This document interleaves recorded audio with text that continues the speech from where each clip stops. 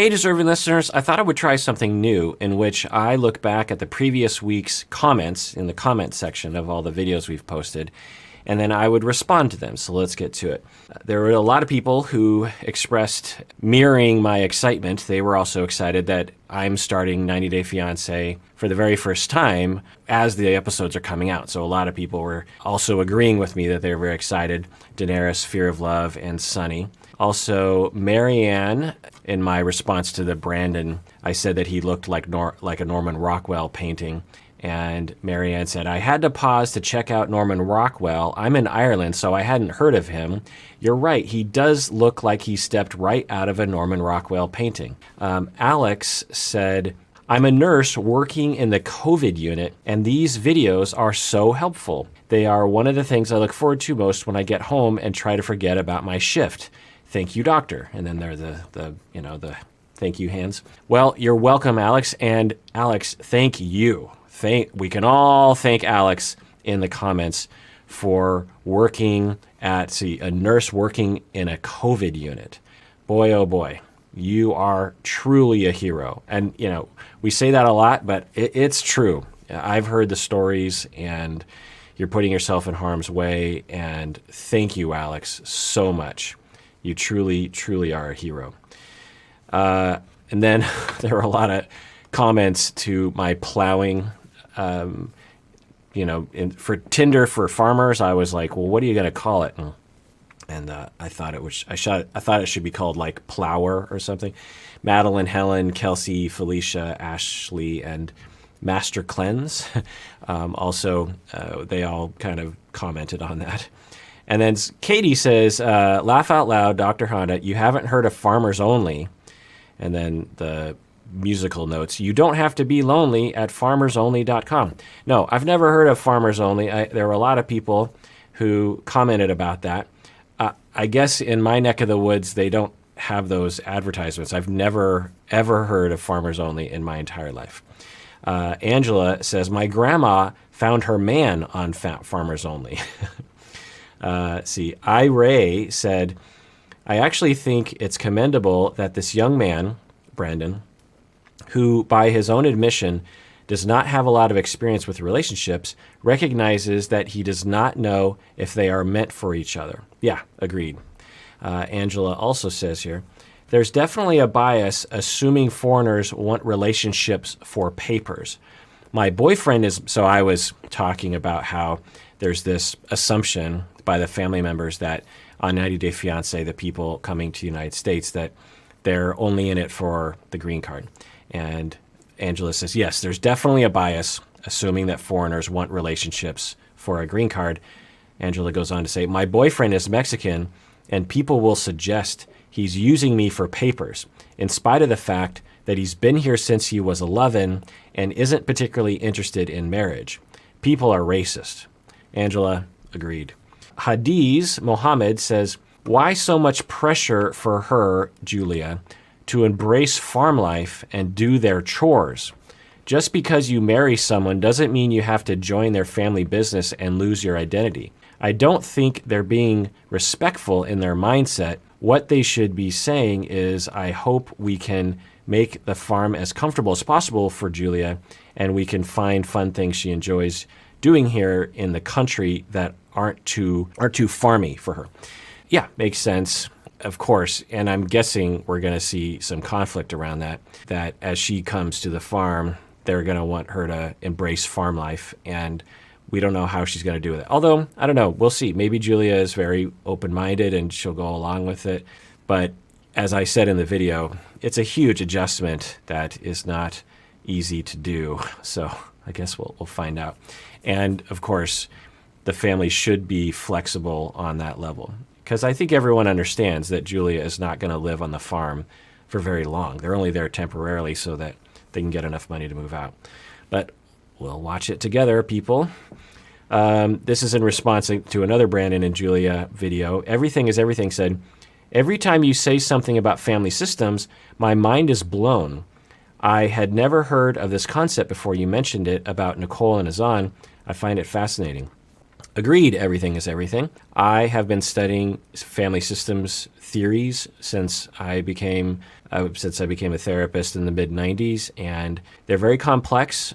I taught family systems theories for many years before I really grasped it, honestly. They're very complicated ideas, and so I'm glad that your mind is blown as my mind is blown by the lens at which you can see the world through. Very few people, including clinicians, look at the world through a systems lens. Tiffany says, Dr. Honda has opened my eyes on the relationship between my mom and me. Glad I found this. It helps me. A lot of my issues make sense to me now. Well, great, Tiffany. That is fantastic. I'm really happy for you. There's a lot of power to knowledge and conceptualizing things. Usually we conceptualize things through lenses that are given to us. The lenses that we have, the lenses we see the world through, are given to us by people around us or society. And very few of those lenses are actually what I would consider to be helpful. And so that's part of what I try to do with these reaction videos, is offer up other lenses. I say lenses because it's just a way of looking at the world. It's not truth. It's not the way of looking at the world. It's just other angles of looking at things, and some of them I find to be more useful than others. Phalian says, they remind me of my parents, so Brandon's parents. They remind me of my parents, who I live with at 33 years old. Sweaty, smiley face. My mom is strictly Catholic, and it's considered a mortal sin if she allowed an unmarried couple to stay in the same room together under her roof. Yeah, absolutely. We can understand that the parents are allowed to have that rule. It might not be in your culture to have that rule. It might be in your culture to have that rule. But how do they talk about it? How do they navigate it? And how does the son navigate it? That's always the key. It's okay to have values. It's okay to have rules about things that happen in your house. But how do you take care of each other as you do that? My cat wants to join in. So Brandon and Julia, going on in more of the comments. Most of my reaction videos last year were about Brandon and Julia because that was what most of the show prompted me to talk about. They're a very interesting couple to talk about in the family. Seraphin says, condoms are definitely not fun, quote unquote. So Seraphin is quoting Brandon. Condoms are definitely not fun. Well, waking up in the middle of the night to a crying baby puking isn't fun either. Good point, Seraphin.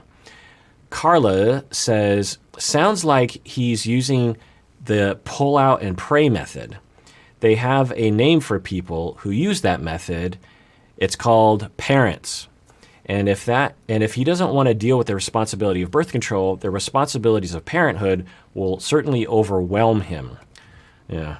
Aaron says, I'm so glad for that civilian reaction to Brandon's comment. So sometimes I will differentiate between my therapist reaction, which is the typical reaction that I have in the videos, and contrast that with my civilian reaction, meaning that it's just me as a civilian, as a non-clinician. And I had a civilian reaction to Brandon's comment about birth control and condoms. And so Aaron says that, glad for that reaction. Because watching this, I was floored and had a similar WTF face to Dr. Honda, LOL. That is how 14-year-olds think, especially ones that skipped health class. Stella says, future generations. So what did you do? So future generations, so Stella is asking a question or something. Future generations, : so what did you do during the big quarantine of 2020? Us, : watched a therapist watch reality TV. I hope I read that right. So what, so 10 years from now, you'll be asked, what did you do during the big quarantine of 2020? And maybe some of you will say, well, I watched this random therapist watch reality TV on YouTube. And, I'm going to have a similar thing too. In 10 years, when people ask me, what did you do during the pandemic? I'm pretty sure all I'm going to remember is 90 Day Fiancé and all of you. Lauren says, it's so irritating how Julia is expected to take birth control. Not every woman's body responds well to it, and it's not the best option for everyone. Agreed, Lauren. On the other hand, if they plan on being sexually active, Brandon should step up and wear a condom, even if it's not as fun. And then the emoji where the face is like rolling their eyes. Cindy, Ish, Why doesn't she talk to him about wearing a condom? So referring to the mom of Brandon. Why doesn't the mom talk to Brandon about wearing a condom? Oh yeah, I forgot. It's the woman's responsibility always. Yeah. Point taken, Cindy. Absolutely. It's almost always blamed on the woman. It's everyone's responsibility to think about family planning. Hugo says, Dr. Honda, quote, the mother treats him as if he's totally incompetent. He obviously knows about birth control, end of quote. A few minutes later, oh my God. Okay, so I'm remembering this moment. I was talking about how, it's like, see how the mother treats Brandon as if he's totally incompetent, as if he doesn't know about birth control. I mean, come on. And then a few minutes later, I'm like, oh, maybe he doesn't actually know about birth control, or at least he doesn't have a mature attitude about it, or he's not exhibiting a mature, responsible approach to it. And then Hugo goes on to say, Dr. Honda always gives everyone too much credit. That's why we love him. Yeah, I guess I do. Maybe I do give people too much credit. I don't know. I just believe in people. And I guess if you like that about me, my naivete, if you will. Mazzy says, as a mother, I understand where she's coming from at the beginning. So I think that's the mom. So I think Mazzy's talking to Brandon's mom. As a mother, I understand where she's coming from at the beginning. But she needs to be clear that she is just concerned and will help if they need it versus her just being controlling. So I think that makes sense. She comes off as controlling when I think she is meaning to be more helpful. She needs to be more clear about why she is asking the things she is. Yeah, agreed. As I've been saying in the reaction videos, it makes sense that the mom is concerned. Absolutely. And it makes sense she wants to help. Sure. But how do you come across to someone such that they don't feel controlled or pressured, and such that it invites them to involve you? And I've talked with a lot of, as a family therapist I don't treat families anymore, but I used to. And when I would talk to the parents, a good amount of the time I spent with them, I would talk with them about how to talk to your kids in a way that they will hear you. Because there's a certain way that parents will fall into talking to their kids that cause the kid immediately to turn off. There's just a certain tone to the voice that the kids will just be like, oh, they're talking to me that way. I don't like that feeling. My cat is wanting to roam around, maybe go to the bathroom. I'm not sure. Maybe I have to let her out of my office. We'll find out if she starts scratching at the door or meowing or something. We'll experience that together. And I would say to the parents, look, how do you come across? And I would observe it through enactments, we call it. And then I would intervene and I'd say, how about you try this angle? Or I might model how to talk to the teenager. I might talk to the teenager in a different way. Because the important thing that parents want is they want their kids to hear them, because they want their kids to be influenced by them. Parents are older, they've been through things, and they have wisdom to impart on children. 2 thumbs up for that. How do you actually get a kid to listen to you? Well, you have to communicate in a way that doesn't cause them to shut you out. And the mom clearly doesn't seem to be following that wisdom, and Mazzy agrees with that. Kayla says, my ex's parents were always in our business. They gave us both a family planning pamphlet, made him read it out loud, and asked me if I was using birth control. Eye rolling emoji. I had been on birth control for years, and we were adults. How is that their business? Question mark. Yeah, I mean, there's different cultures around this, and I think there's some flexibility there in terms of like, what is the business of parents? And if you look around the globe, there's a lot of different cultures around that.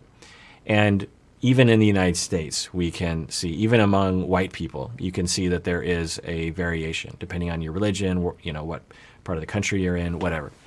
And so for me as a therapist, I'm going to allow some flexibility there in terms of what the norm is. Some parents are like, nope, that's the kid's business. Some parents are very much involved. I know some Asian families where the parents are very much involved and the kids expect the parents to be very much involved. There's a tension there, usually.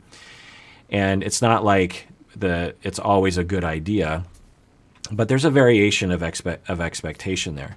There's some cultures where like you turn 16 and the parents just wash their hands of you and they're done. So, there's some variation there. But how do you navigate that in a way that makes everyone feel respected and loved and like they have the freedom to say no and this sort of thing? There's a way to do it, I think.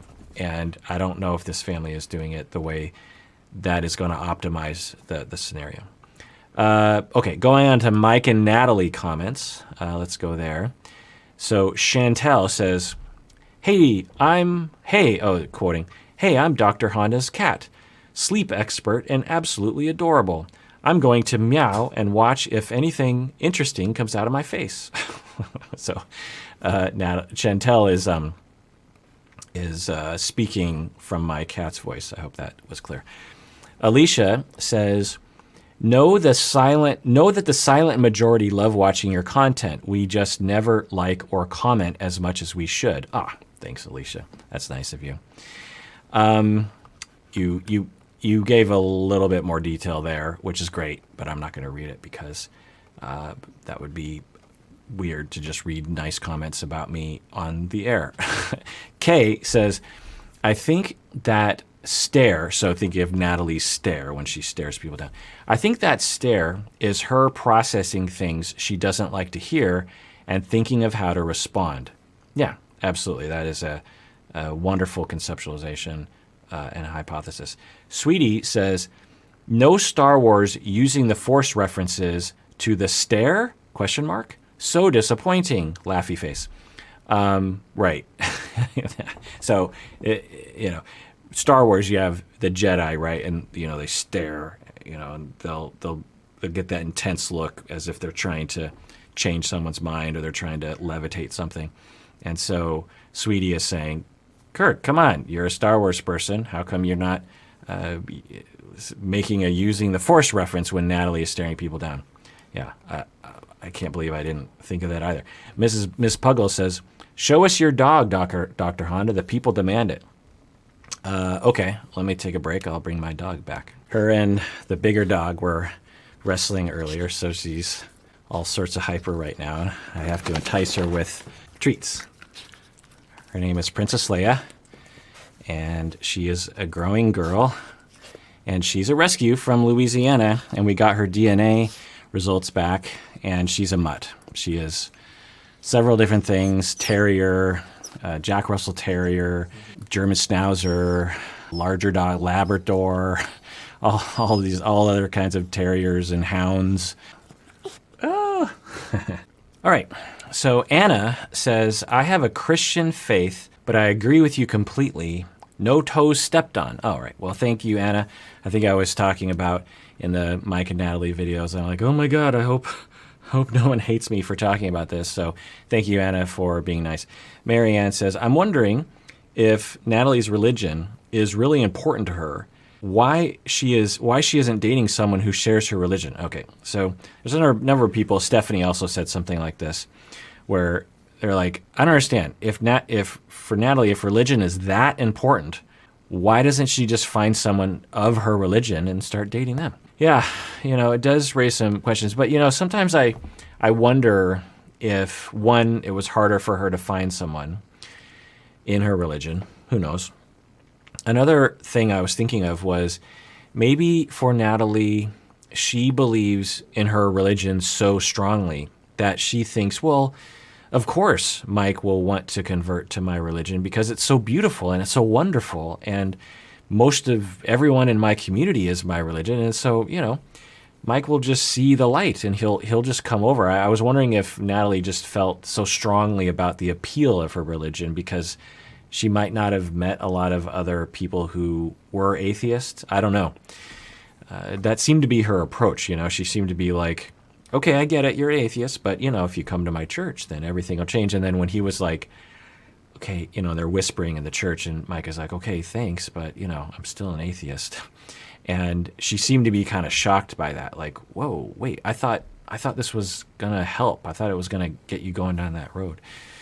So I wondered if it was some kind of lack of experience with atheists was one thing I wondered about. Anyway, Rebecca, the other speculation I have is that although it is important for Natalie that religion is very important to her, I was wondering if her reaction to his inflexibility around that was actually related more to the feeling of rejection, just the general feeling of rejection that she was feeling. And then she was more upset about the general emotional rejection rather than the specific rejection of religion, if that makes sense. And that, because she seems to be pretty sensitive to rejection. I don't know. We'll probably see as we watch forward. And if she is, I hope she has a therapist. I hope the two of them get a therapist. I always hope that. All right, let's go to Rebecca and Zied's videos.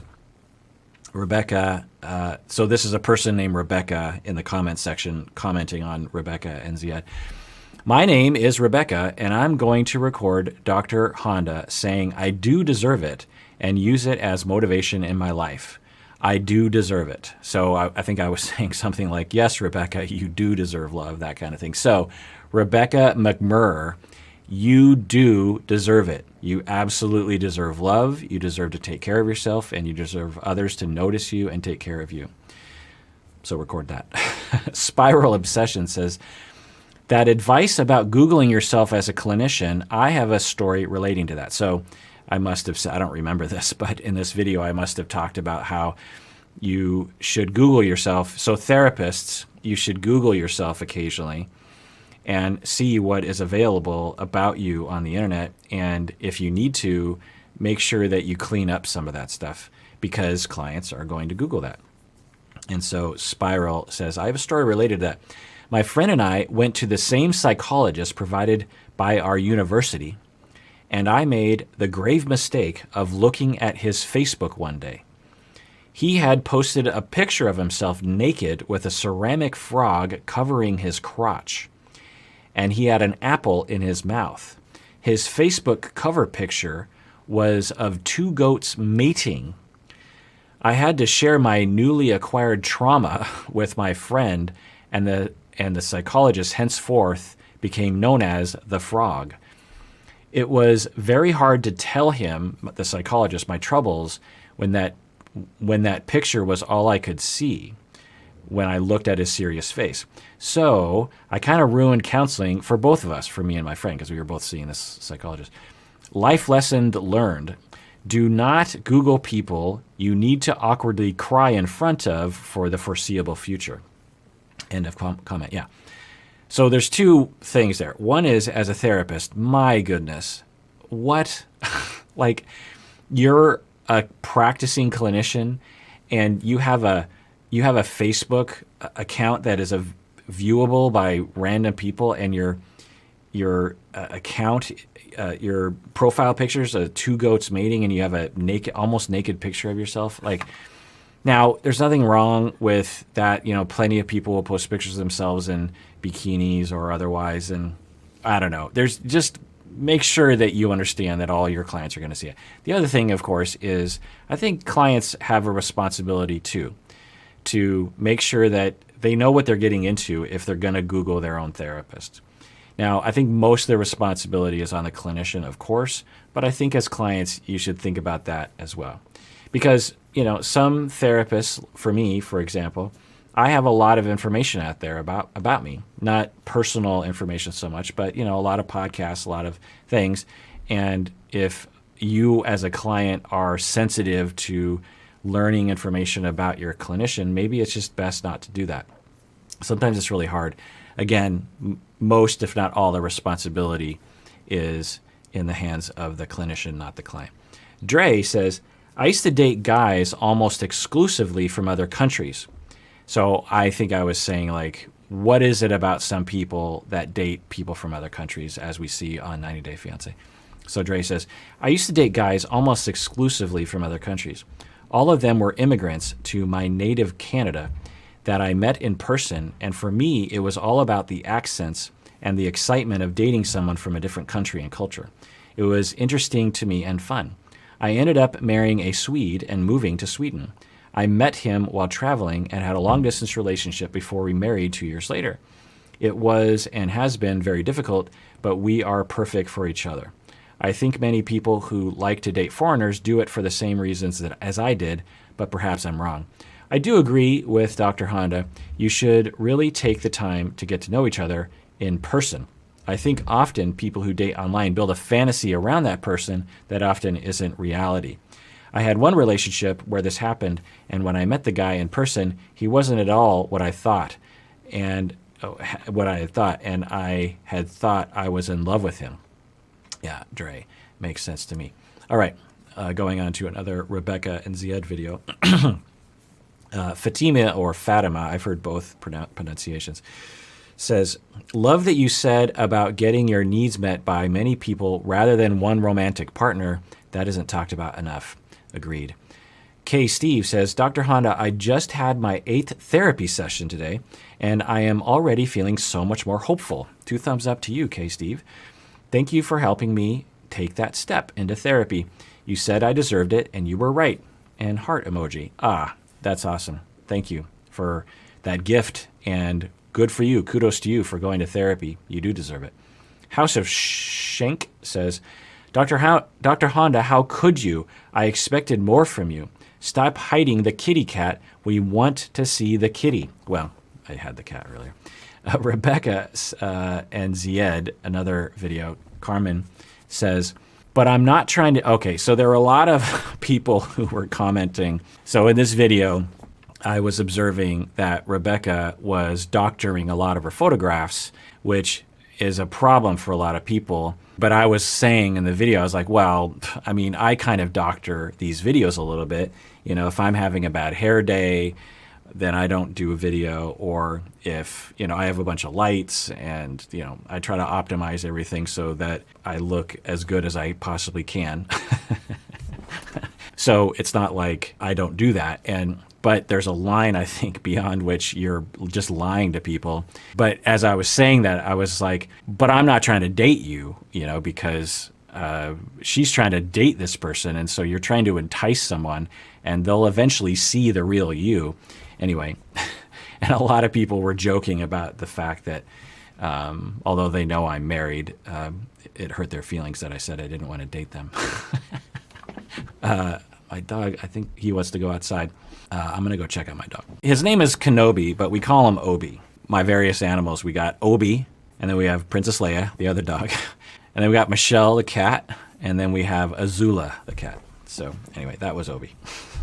Anyway, so growing up, you know, it was the 70s and 80s, and a lot of people had very straight hair that, I don't know. And I've always just sort of hated my hair. That reason. Now, a lot of people, whenever I say this, they'll just, oh my God, wavy hair is the best because it has body and it has life to it and stuff. And I'm like, I don't know. Yeah, it's just always grass is greener kind of stuff, I think. I think I always just wanted, you know, a really good flock of seagulls when I was in the 80s, and I just could never do that because my hair gets so wavy. And I've had long hair, and it is crazy hair. When it gets long, it is, there's just no controlling it. Anyway, Jen says, Doc, the hair person is called a barber. Side effects of the lockdown. Yeah, I get a lot of comments like that. Barber sounds funny to me because when I think of barber, I think of like a very specific kind of hair person. And then people say like hairstylist, and I'm like, I don't know. There's a lot of different words that are attributed to people that cut hair. And to me, none of them really fit the version of the person I go to. There's this one woman, her name is Sarah, and she works at Rudy's, and she's downtown, Belltown. She's great. And I don't know maybe I should ask her what she calls herself the next time I'm there, once the pandemic is over. So to me, it's a hair cutter, but people they don't call them hair cutters. Anyway, I don't know these things. Shay says, I absolutely hate the fact that women in particular feel the need to use filters. I never use filters, and if someone told me that I was not pretty enough, kick rocks. Yeah, agreed, Shay. Steven says, I put filters on all of my comments by having an AI write them. Good joke, Steven. That's kind of a dad joke, but good. Sunflower says, personally, I love and am embracing middle age. I am 48.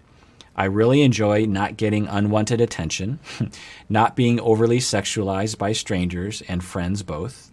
Side bonus is not being groped randomly. Yeesh. I am enjoying not having that attention. Youth is worshipped in this society. Youth is very, very overrated. Well, Sunflower, thanks for chiming in on that. You're a young 48, and one day you'll be as old as me. Phil says, Dr. Kirk Honda has a vinyl of the Strokes album. I do. Right there.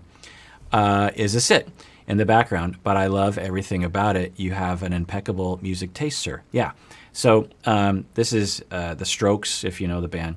Came out 2001, I think. And actually, I formed a Strokes tribute band a few years ago. You can go on Facebook, I think. In New York City Cops, one of the songs on this album is called New York City Cops. New York City Cops, they ain't too smart. And so we name ourselves New York City Cops. And I think there might be other tribute Strokes bands that are also named that band. But anyway, it was I really loved playing in that band. It was fun. I've been in other bands before where I would write the music, or Umberto would write or we would write the music together. Anyway.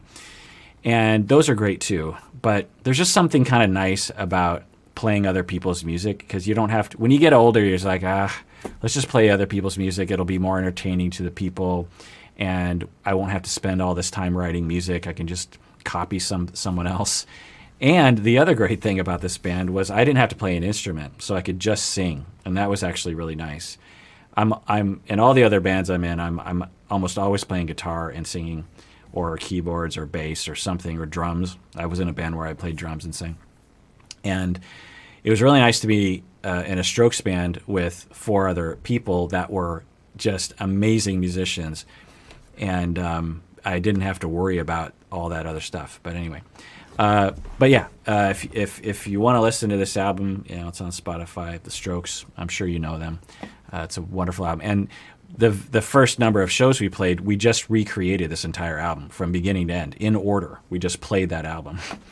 Sahar says about Rebecca and Ziad, I'm Tunisian, and I confirm her clothes are not inappropriate. Interesting. So Sahar is Tunisian and is saying that Rebecca's clothes, when she went into that place, restaurant, hookah bar, or whatever it was, Sahar is saying, I confirm that her clothes are not inappropriate. It's fine that she would wear that.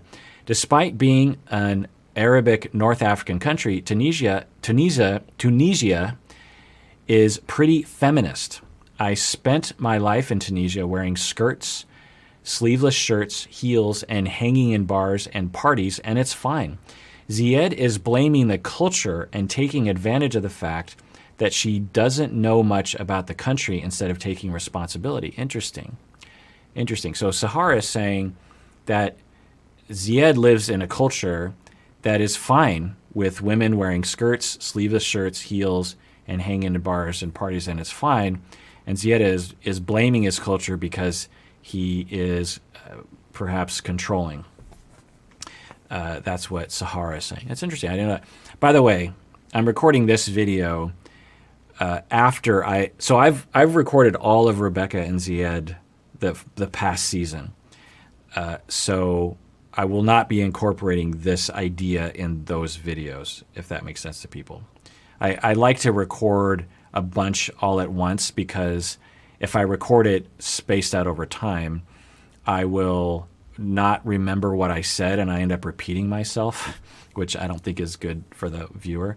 And so I like to kind of just watch all of them in the span of a week or something and record and edit all of them. By the way, just so everyone knows, all the videos that I make, I edit them pretty heavily. There are a whole section where I'm like, everything I said there was stupid. I'm just going to take it out. So I feel like sometimes people don't necessarily know that.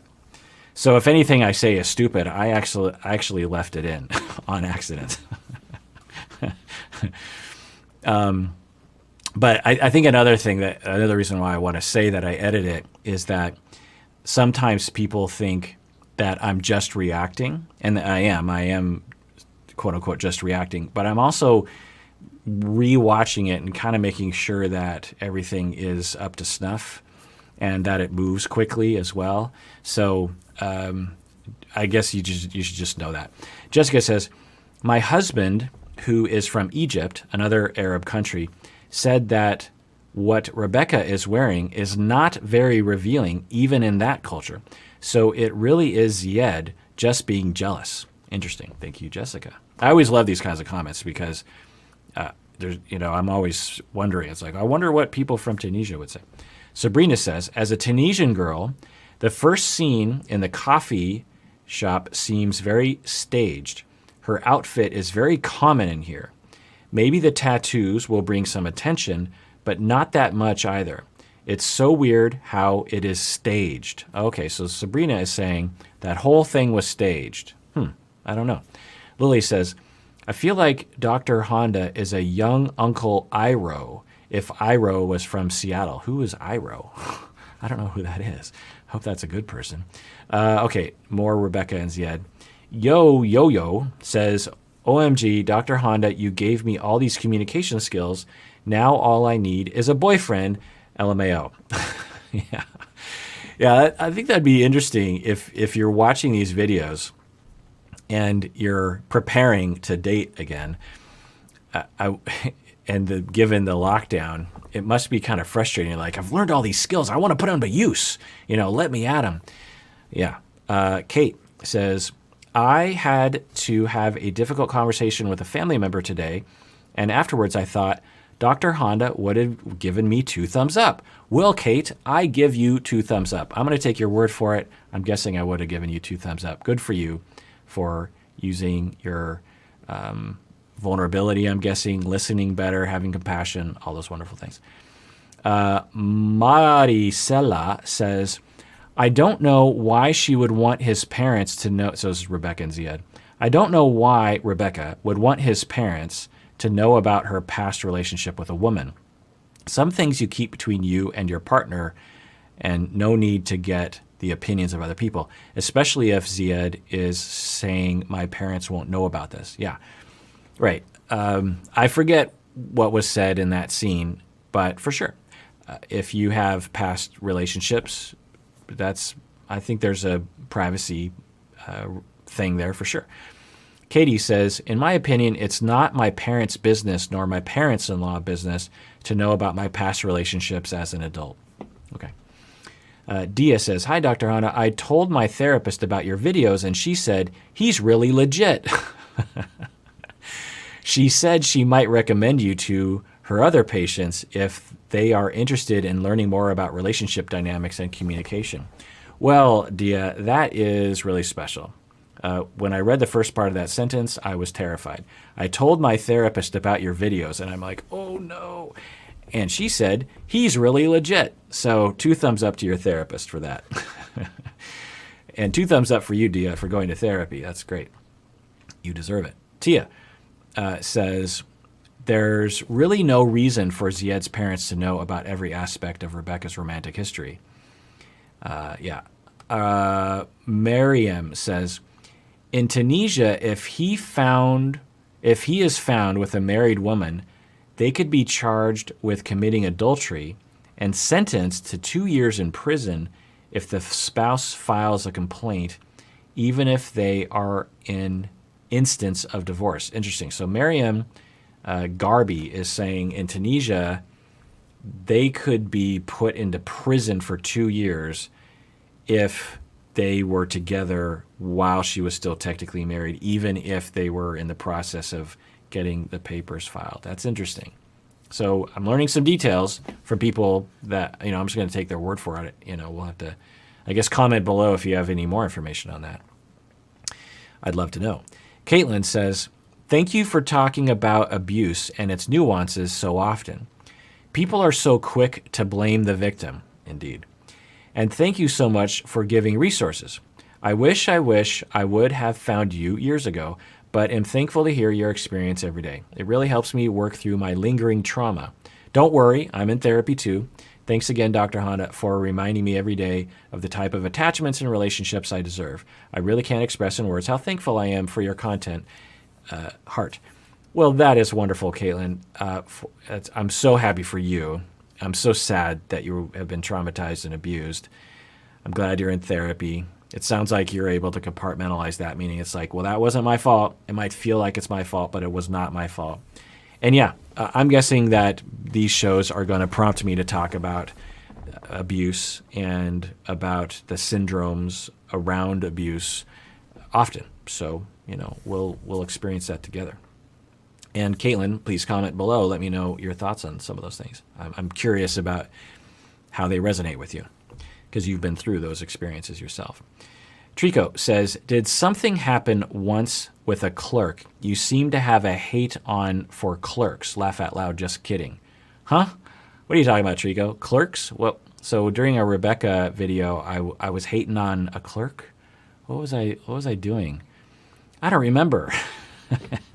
Rochelle says, as a government clerk, I feel personally attacked being called dumb. Oh, I know. Okay, I'm guessing what I said was, just because some stupid clerk hasn't filed the paper, they haven't gotten around to your divorce papers, doesn't mean that you're still married. That's probably what I said. Yeah, that's terrible of me, Trico and Rochelle.